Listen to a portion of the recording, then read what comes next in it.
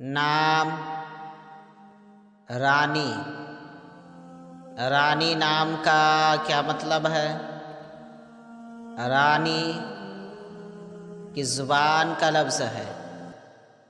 रानी एक इस्लामी बेहतरीन नाम है। रानी नाम का शुमार लड़कियों के नामों में होता है। रानी हिंदी ज़ुबान का लफ्ज़ है। रानी नाम का मतलब है हाकिम वक्त की मलिका। अंग्रेज़ी अल्फाज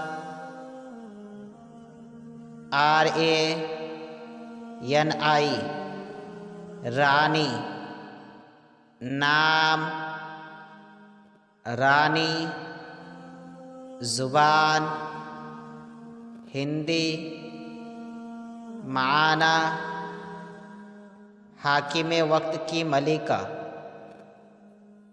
आदद नंबर 9।